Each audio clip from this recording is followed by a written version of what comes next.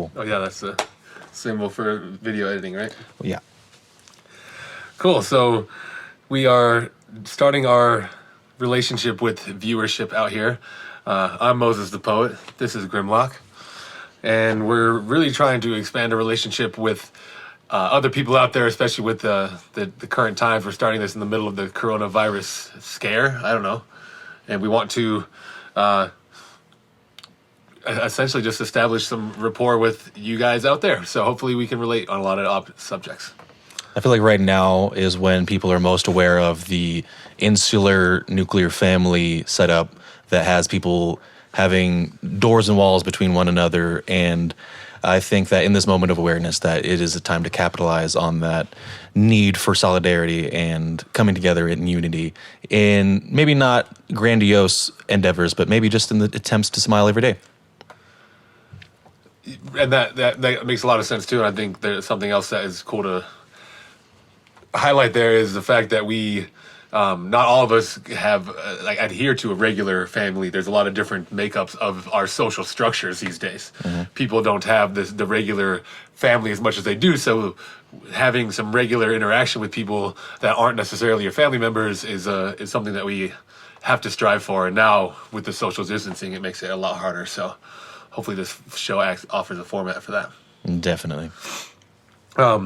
So overall, we just kind of want to the idea of this. We're playing around with the idea of the title being "Getting Better." So we'll have some segments about individual segments about showing our progress right in front of the camera and in front of the tape.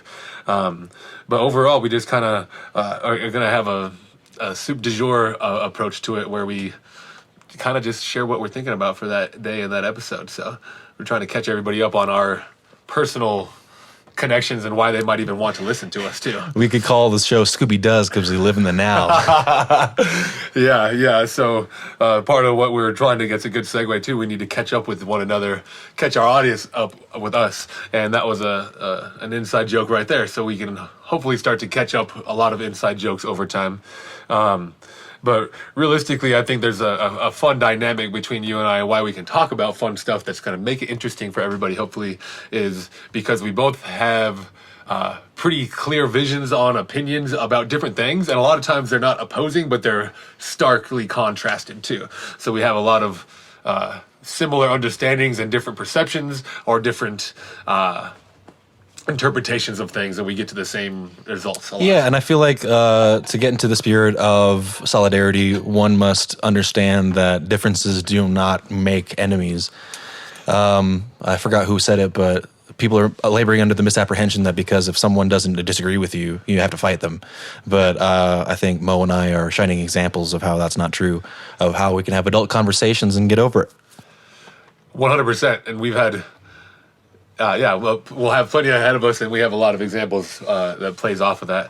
I mean, for instance, I define myself as somebody who kind of looks at the base level of things and tries to interpret how it can be connected with a higher level plan or something like that, where I really am somebody who believes in a butterfly flapping their wings and having the butterfly effect in certain ways, where that's kind of adding like a metaphysical, almost mysterious aspect to life, and what you are very much more logical and experience-based with a lot of your beliefs too. And to get more surgical with that explanation, I would say that I am evidence-based, yes, but not necessarily to the point where I'm like the curmudgeonly skeptic. Right. I am totally open-minded. I want to be proven wrong on a lot of things that I believe, because what I believe is like inherently boring, inherently not interesting in the sense that it doesn't make for a good story. I think that ghosts don't exist. I'm not very fun at parties, as you might imagine, but I tend to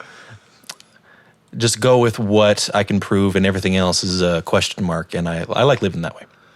Right, and I think it's valuable in my conversation with you because a lot of times it can be it helps me ground out when I need to be a little bit less aloof or detached with the ideas. Like, no, it's just somebody ran into your car today. You didn't miss getting in a more worse car wreck. You just got in a car wreck today. You didn't avoid getting robbed at the bank. You know, but it does make some interesting dynamics because again our makeups are so different, but we also do like to be. When we get proven wrong, it shows us a level of progress where we can like show a different part of our like, oh, I never thought I would have my mind changed on that subject, and we have a lot of moments with that with each other already. So I'm already mortified by the possibility that my brain has already crystallized beyond repair, as in like I stopped learning at maybe the age of 22 when my brain stopped growing, and so I just want opportunities to show myself that I am harboring qualities of a young dog. Yeah, I think that's a lot of intellectual people's fear, or some kind of rut they get caught into, is like feeling like they peaked already and now it's just like all downhill and you're 24 and here we go. But I think we can show that that's not true, because we're going to be getting better something every day on the show, hopefully. So, that is a big hopefully. I don't know if we have that many memory cards for some of the things. I'm not going to get better at dressing. I want to be very honest with you. This is how I am day to day. And I am wearing a robe and a hat that my grandma knitted for me, and it is me. And this is what to expect. 100%. I wouldn't want to pre-qualify it by saying be appalled if he's not in a robe, but somewhere close to that. And I was thinking about that myself. Like, there's going to be times, depending on how the swamp cooler sounds in the summer, I might be in here with my shirt off. Oh, that's going to happen. So we're going to be ourselves. That's the main point. We really like ourselves, and we like to proliferate other people being in touch with themselves and just feeling that and expressing that. So if that's a robe or no shirt, watch with the robe or no shirt, you know? Or just listen if you're entirely offended by necklines. Yeah, for sure. And we do plan on having this probably as an audio podcast, as well as a video situation too, in case you guys want to do different approaches on listening to it, different consumption. So if you are listening right now in only audio, if we make a visual gag, we'll be doing our best to either cut down on that or explain it in exhaustive detail so you can understand the joke. Reverse comic. Yeah. Nice. And so another kind of idea that we mentioned kind of putting out here in the outset is at least our kind of each of our definitions of our meaning of life. Why do we exist? And as much as that is like the ultimate philosophical, you know, quandary to chase and carrot on the end of the stick is what I was thinking. There's still like a basic thing that I do believe that we're here for, and that's just the fact that we do have awareness. We're here to expand that self-awareness to a point where we have more unity with one another, as well as understanding that it's not just about having as many smiles on your face. It's about having an equal amount of smiles and tears, as it were. Understanding the balance of life is the meaning for me. So it's kind of like sweet and salty. You got to have both. Exactly.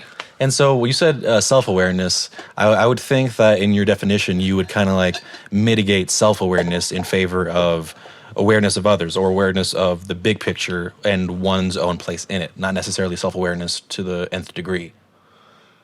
Yeah, that's actually a good caveat, because it's not just about it's about making self-aware choices within the construct of understanding the big picture, because like, if we just continue to make self-aware choices strictly on that, I like to drive a big truck, so I'm going to drive a big truck, rather than like, oh, maybe I have to drive a truck for my job, so I use that, but I use public transportation in my shoes whenever I can. Right. And so that would be a self-awareness, but also understanding the unity and the big picture, which is it's a good point, because just self-awareness doesn't get you everywhere, right? And just another inside joke, if you can think of another pun on how to make a portmanteau of shoe brands and car brands, we would love you for it, because we've gotten a list, maybe like, I don't know, 7 or 8 long. My favorite is Fiat, being a portmanteau between feet and Fiat, of course.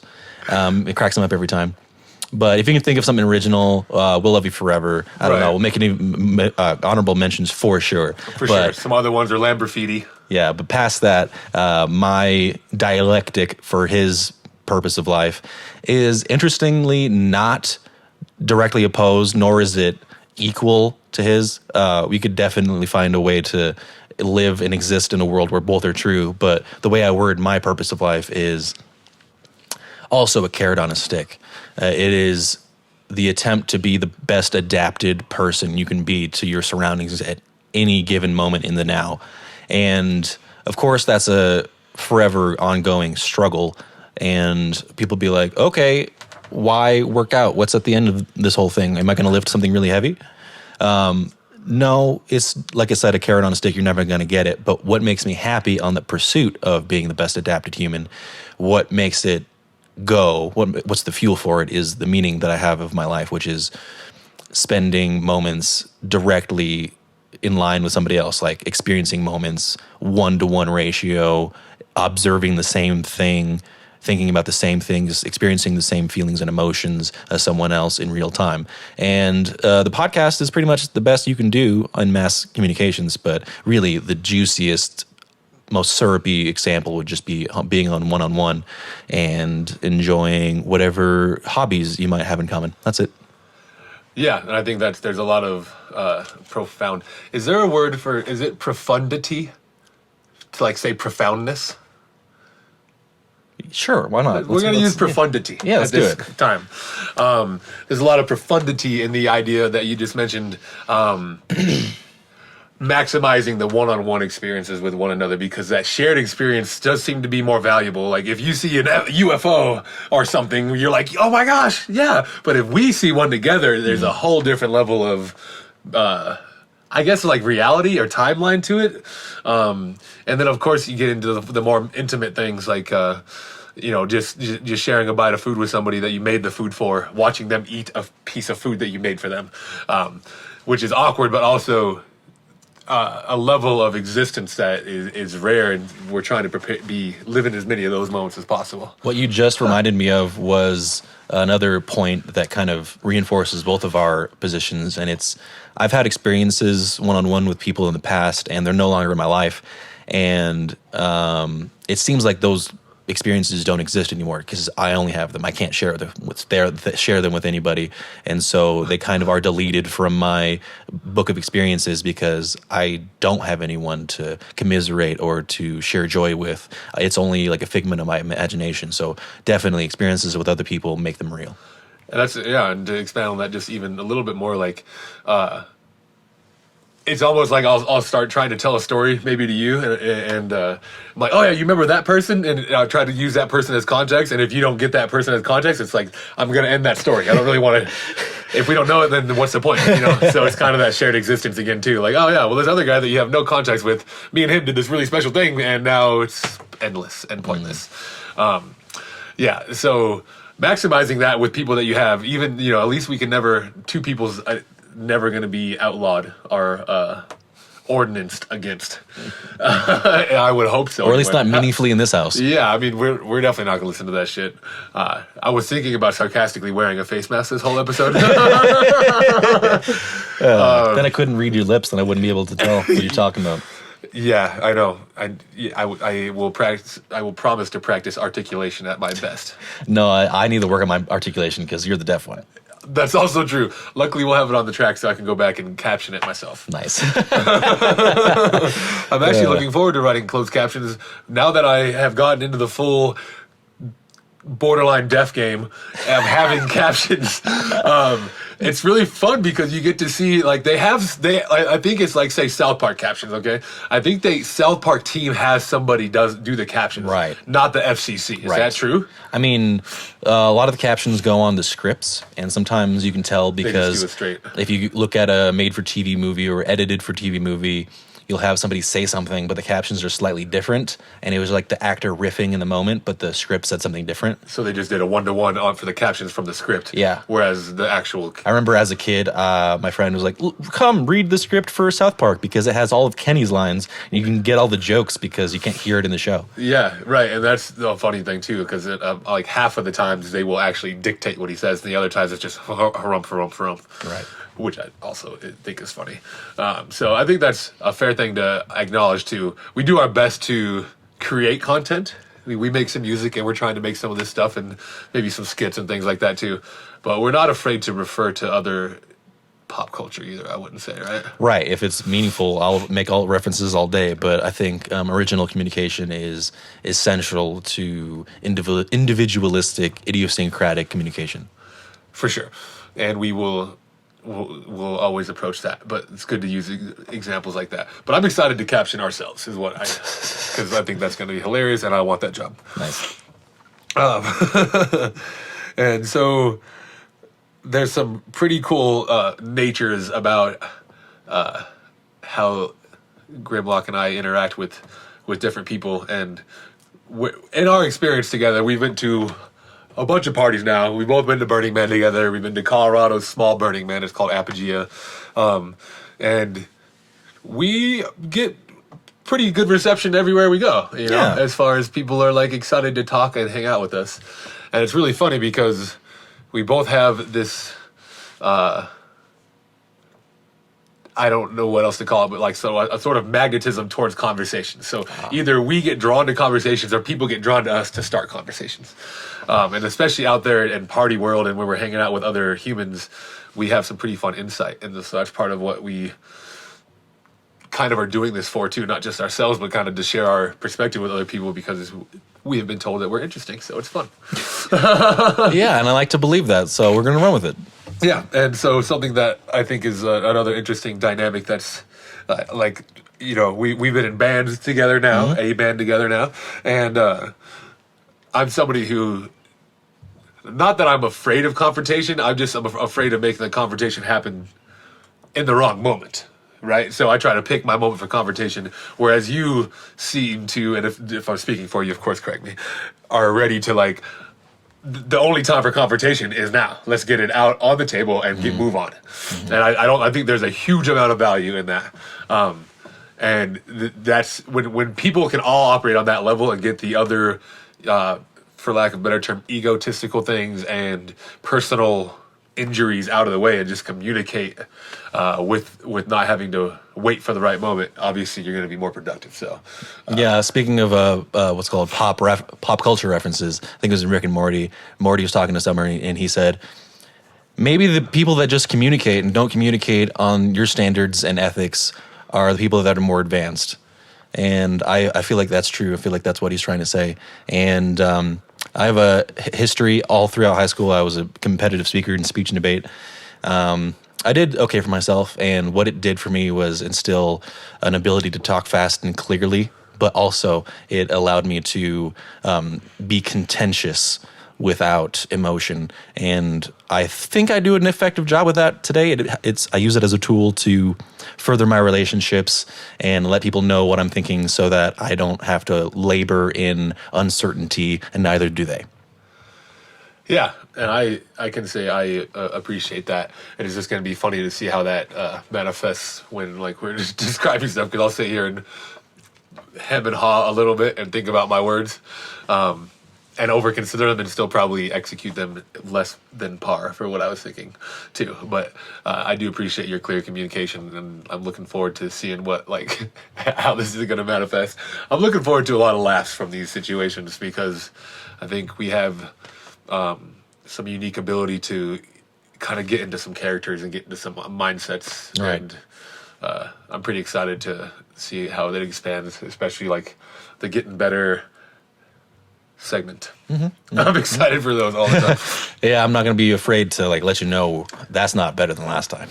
Yeah, right, and that's good because hopefully we get some interaction and get some feedback. But until then, we are only judges, right? Yeah, and then like everybody's an expert, so no matter what we do, somebody's going to have something to say to like help us get better. Yeah, 100%. Even if it's sarcastic and wrong, it's still we like to hear people's perceptions so we can model it towards that. Oh man, I'm already laughing about what we haven't done. So yeah, I guess it's kind of a good time. We kind of touched on it a little bit there, but like, why? Like, it's pretty rare and unique how quickly and intertwined our lives got from having a mutual friend and doing like a Friendsgiving. We met each other and we just started talking philosophy. You always tell the idea better. We're like an old couple. You always tell the story better than I do. You take it. That's because I have this weird fixation and obsession with this more or less phantom school of philosophy called phenomenology. Right. And that one word is what piqued Mo's interest in me, as far as I know. And we were across a table outside with a jet blast heater pointed at us underneath a tent outside when it was cold near Thanksgiving a year and a half ago, and he was talking about philosophy, and he'd be like, "Yeah, I know the value of thinking all and the supporting evidence and what all of that, but sometimes I have a feeling that just informs me." And then I pipe up with my half-assed costume because it's always a costume party, and I go, "Hey, did you know there's a school of philosophy like that? It's called phenomenology. It's where you consider your inner sentiments just as well and just as heavily as you might empirical evidence." And he goes, "That's interesting." And ever since then, it's been a really cool, humble exchange between both of us as to like what's going on inside of our inner monologues. Yeah, that's a really good explanation. See, you always tell it better. And the phenomenology is something that I've always, like, as a young kid, I even like meditated towards that. It's like, I grew up playing a lot of sports, so a lot of things that I frame with my building of my ideas were around achieving athletic endeavors. And so, like, if you're trying to heave that full court basketball shot, if you don't have the intention of putting it in the hoop, then it's not going to go in. You're not just going to look this way and throw it up. You have to, if you don't believe it's going to go in from the get-go, then it has zero chance, right? And so that kind of is like a very specific, basic idea of the phenomenology. Because if you don't think you're going to make it, the chance is never there. And even more so, just like, again, with some of my ideas, like I a lot of times streetlights will go out around me, and that sounds like it's such a weird thing, but I seem to notice that it happens at a higher rate than it might normally happen for other people. And so I sit there whenever I see a streetlight go out, I sit there and I'll pull over if I'm driving, and I'll like hash out the thought that I was having when that light went out. And so like I look at those as like little watermarks to It's like a universal string on your finger. Exactly, right, 100%. But that seems I can see how that would be super like illogical and whimsical to people, but that's just what my gut follows, so that's what I do. Yeah, I think we all live this life to be happy, and if it's I don't know, living your life as though you are universally important, then by all means. 100%. And something else that kind of probably strengthened the original bond was my I don't want to call it like that because it sounds like it's even more grandeur-esque than I feel about it, but my budding musicianship was happening at the time. And it's still in the budding process by a long shot. But you have practiced and taught yourself how to do a lot of different musical things for a long time in your life, from what I remember. And so you could see the eagerness inside of me and appreciated some of the lyrics that I had. And so we were able to start talking about, like, you were able to help me conceptualize making music, and then we have an album almost ready to come out. And go ahead. I just feel like you're the guy in the rap battle be like, "Yo, and remember, not a rapper." Because his name is Moses the Poet. He is a poet. It is fair to say, because I am trying to musicify all of what I do more, but I certainly put my message as much as I possibly can first. And so hopefully not too much, but sometimes to the fault of musicality, because I care about that. It's always a give and take. Yeah, and it's also just a personal style. So I've just been trying to understand and develop that, and you've been instrumental in that. And I hope instrumental, get it? And I hope that there's some facets that my lyricism motivates you on as well. And your flexibility with your vernacular. It's only not a word until you make it up, right? Right. Everything's a word. If it comes out of your mouth, that is a word. I want to have a whole segment at some point about onomatopoeias. Okay. Like, that's like the cradle of humanity as far as linguistics go. Because of like Native Americans calling, not Native Americans, Native Central Americans called chiclet, because chicle, and then that's onomatopoetic about the sounds of chewing gum, and it makes a lot of sense. Huh. I wonder. I don't know what my onomatopoeia for the chewing of gum sound would be. I know that Personally, it wouldn't be shikle. I don't think. maybe, but like that. I don't know that they. I don't know. They interpret it. There's some tongue in there that would get your L sound. Okay, I'll allow that because I'm the judge and jury of all language, of course. Well, you're the judge and jury of the language you use. That's for sure true. Good thing we don't have any gum in our mouth right now, though, because then we could just like that could be part of the segment that we do. Getting better at smacking gum and annoying all those misophonics out there. Exactly, and I'm a misophonist, so I'm thinking better that we don't do that. For sure. Because if I get annoyed at the sound of my own chewing, then I can't ever eat again. It's just gonna be smoothie life. And now he understands why I drink smoothies every day. I can't even listen to my fucking self chew.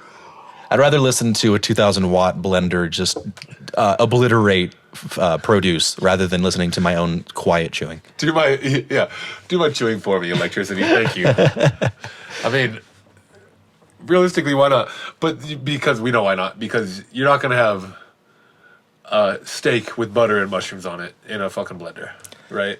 Right. Like that's something we want to chew. Like you want to hear that sound. Mm-hmm. Oh yeah, right when I moved in, because this is the place we live. This is our studio. The first thing I did upon moving in was cook a steak dinner for Mo and his dad, and of course me, because you need to eat too.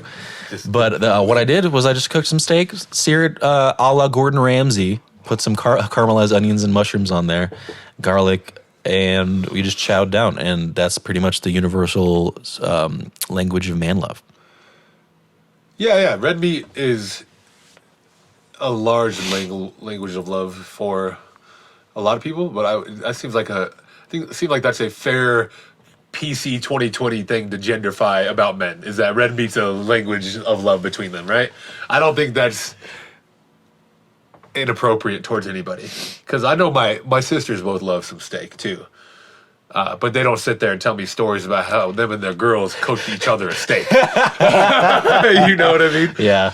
And that's maybe we need to change that. If you girls want to have a steak with us, or homegirls, and we could be around for it. I don't know what it's going to be, but let's have a co-ed chew off. Red meat for all of us. Let's see if you guys can red meat harder than us. Ooh. That is a challenge. That's another thing that we pride ourselves on too, is we take a lot of care with what we eat most of the time and how we cook it. I wouldn't say most of the time. Whenever we decide to cook a meal, we really fucking get down. But we're not past just like eating ramen either. Like I don't really want to fuck with it today. Boil some water and now I got a meal. Shit. I have no segue for the next thing, but you want to talk about constables? Yeah, I'm ready to get some constable action. I was thinking about that when I kept grabbing my whiskey. I was like, oh, this is always a good little entry for it. Nice. And constables. So imagine the word constable. Everybody thinks of. You should probably think of like a bobby, right? A nightstick. Yeah, I'm thinking of Scotland Yard. People, the men and women that guard Scotland Yard would be constables, especially like an old word. Or it's also the person that takes care of a royal manor or like a castle. It's not your castle, but you're watching it. You're a constable of that castle. My circle of friends, including Linton and my family, we have adopted the term constable to be the chief and distributor of drugs. And by drugs, we mean acid and Molly sometimes. Alcohol, pretty much anything that's going to be a mind-altering situation. So if somebody's a constable for that party, let's say in this situation it's me, then I hold all the stuff and you come to me when you're ready to have some. And I have the duty of knowing how strong everything is, asking what experience you're looking for, asking you enough experience that you've had to tailor this dose for you. Mm-hmm. And we take the contemplation as the verb that we have created for this very seriously. It's very lighthearted, but we also take it with a lot of honor. It's lighthearted because we do it right. It would be very heavy and kind of doom and gloom if we had to like consult actuary tables and do biomass index and stuff like that. It would be a boring job. But since I'm a baker and I know how to like eyeball like I'm bat out of hell. Like a motherfucker. There you go. Yeah. There you go. Eyeball like a motherfucker. I can tell you like what 80 milligrams looks like. And it's not to be confused with drug dealer. We do not sell drugs. True. We know our limits, and we love enough, and we care enough, and we know enough to help other people have a good time. And we do not want people to have the gain threshold or the missteps of misadministering mind-altering substances to themselves and then having bad experiences and poisonings, damage to their health, other possible negative outcomes. And so we want only positive outcomes because that's what they're asking us to do for them. For sure. And that's why we do take it seriously, but we have put in plenty of practice. You can appreciate that. And why we bring that up, it might sound weird that we just want to get this idea of us being the constables of drug use for people in our lives. Why we bring that up is because, I mean, at least for myself, I can say that my emotional acumen and my own self-awareness was almost non-existent until I used like some MDMA to help open myself up. Yep. And then further on, you know, I did that mostly when I was in my early 20s, and that helped me at least express emotions a lot more, be willing to express emotions especially. And then further on, when you get more to the straight up psychedelics, your acids, your DMTs, your mushrooms, those are some of the things that have made me at peace with some of the more the bigger, deeper struggles that anybody might have, that those existential crises that everybody has, and they're different, but they're all the same as far as the weight for us. And with hallucinogens, I have had a huge enlightenment and availability towards self-love because of those, and that's why I like to. You know, I guess I was about to say like propagate or promote drug use for people. And it's not like I think everybody should do drugs. I think everybody, if you're willing to, we would love to be a platform for you to ask what kind of experience you would like to have and how to get you there. And also, it's not just about the transactional action of contemplating some illicit substance. It also has to do with like the trust that the community puts in us, and the trust that we know what we're talking about, and our value therein, and our values that we bring to the table.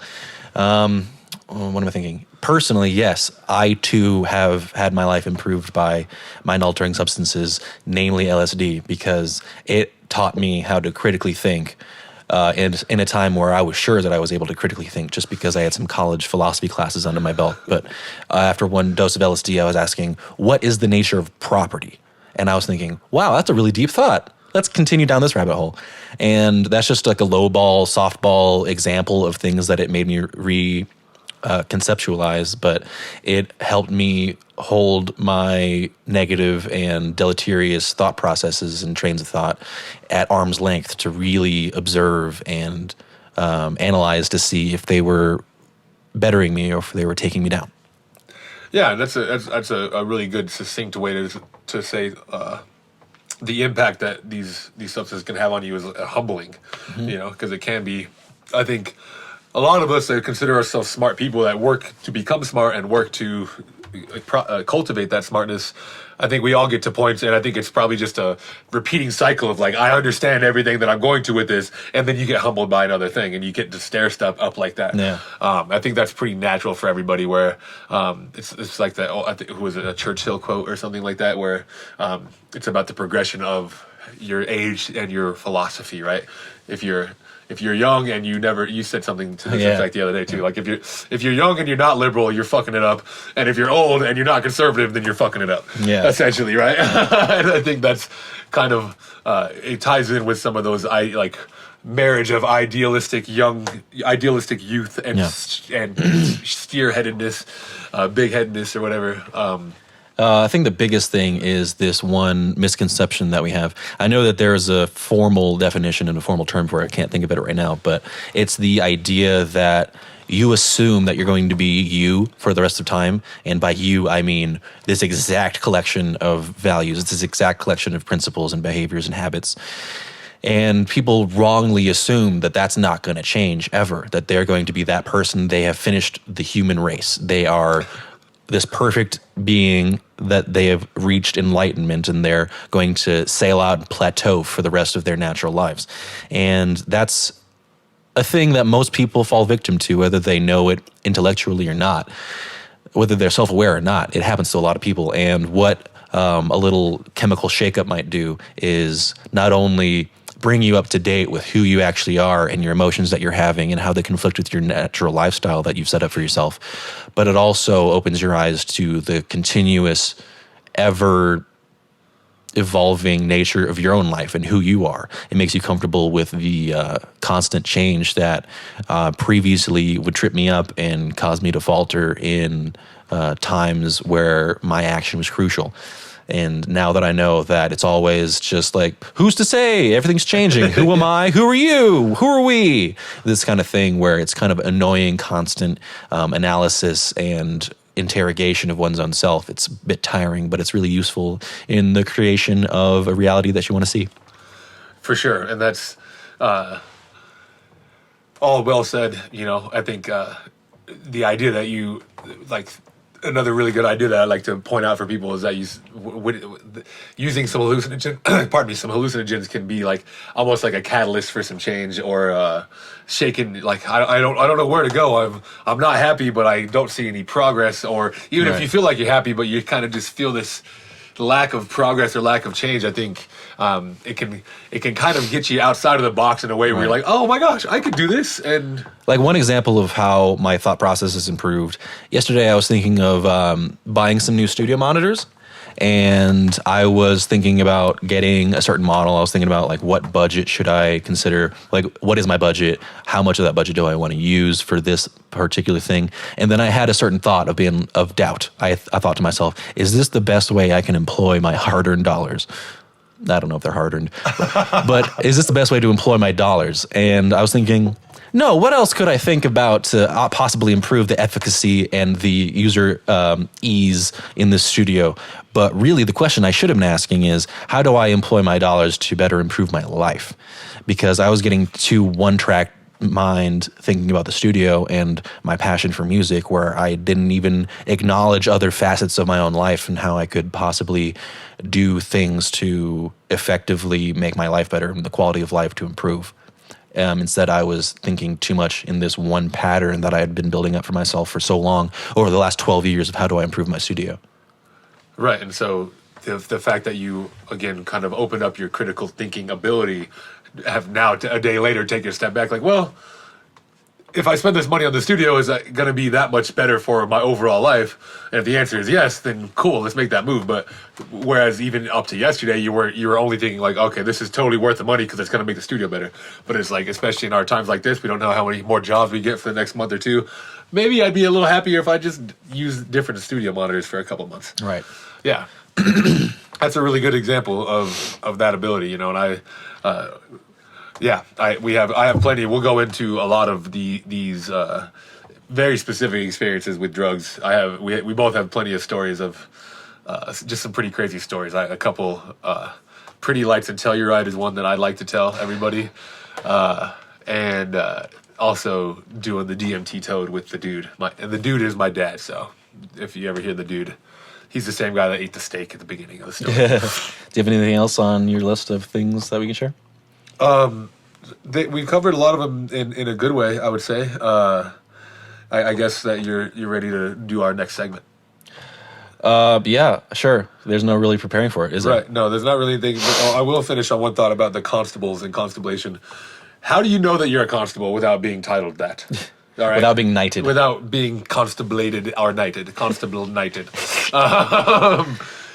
If you've had an overwhelming number of people, like say you have some drugs and you share them with people, and you've had a lot of different people from different circles say that you gave them the best of that drug, you might be a constable, you know? And that's kind of a thing that we are like, yeah, usually people come to me for this and come to me for that. And my friend that gave me this, actually handed me the idea of constable, still to this day has given me the best of all of those things. So it's almost like you have like your sensei in this world too. It's like we can always do cool stuff, but there's always people like that will lead you to the next level. And the thing about that is that I learned that having the best, doing the best, being the best, in the best place is all a matter of perspective. And tying it back to the beginning of the conversation where we're talking about like interpersonal relationships and stuff, really the meal that you think is the best is the one that is tied up with the best experience. And it doesn't have to be the best dish in the world. It just has to be the best company. And I feel like we have filled that role of the best company. For sure, and the intention and all the entire connection involved with it all. What's up, Ken? Yeah, and so now it's our first Getting Better with Grimlock and Moses the Poet. So today our short, low-level goal was to have a couple progressive sentences where we each just say one word, and then the other person says a word, and we get to a final thought. Constablate. There. Balls. Off. And. Also. Under. Wait. Over. I feel like the syntax is dissolved. Underway, overprepared, and delivered is something I was kind of going on in my. Nice. Like I was going to comma again after underway. Okay. Cool, you can start me off. Yeah, so that's the first point. That's the first time we've ever done that in our lives. So the aim now is to get better. Can we do better than that? Can we actually reach a sentence where we can put a period on it? And so start us off again, Moses. Self. Improve. Daily. While. Smiling. Shit. Self-improve daily while smiling. I think that's a nice. That is a good mutual benefit. That we got better there. I think we can get better. I think we can get better with like subordinate clauses and shit. Yeah, I think we can expand a little bit more. It's a little awkward, honestly. Yeah. Knowing that we're out here and being recorded, it's a little awkward. And we have a live audience of one. And, he has like plastic gloves on, so I'm afraid of my asshole being inspected. You should be having a mask on if you're also going to get in there, you know. Content's under pressure. Your turn to start us off. Sour. Grapes. Fulfill. Soulful. Needs. Whilst. Preparing. Dental. Sutures. Damn it! I wanted to go. What were we talking about right there? Fuck. Sour grapes. Sour grapes. I don't know. I was going to say sour grapes are good for dental health, but that's also just not true, I don't think. I'm making up. But the thing is, comedy has to do with absurdity, so we're getting absurd. Okay, how about two more? Let's do two more. I got it. I think, yes. Compound words are a go. In case you like, like if I want toothbrush. Okay. You know. Sweet.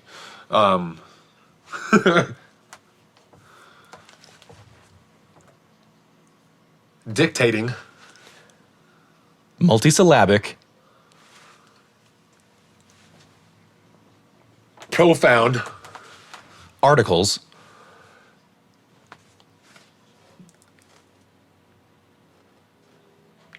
And simultaneously. Sorry, I had to do 2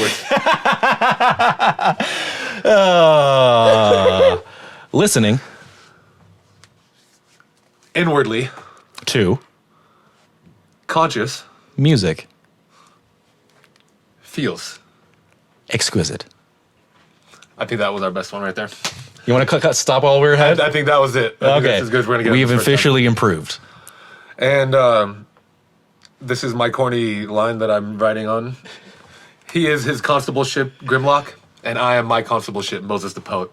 This is Getting Better with Moses the Poet and Grimlock. We appreciate your time and really look forward to, even if I know Kyle's going to say something. We're going to get some feedback from Kyle. I hope to have Kyle on the show as much as fucking possible. But just looking forward to doing this a little bit more and shoot us with any ideas that you have to make it better or less awkward, because, well, less awkward is going to happen. And you don't have to say for Mo to take off his shirt. It's already going to happen, so don't even write it down. It's going to happen. It won't make it happen faster. It'll just, of course, guarantee it's happening. Right. Once we get to our live stream level, maybe taking it off and paying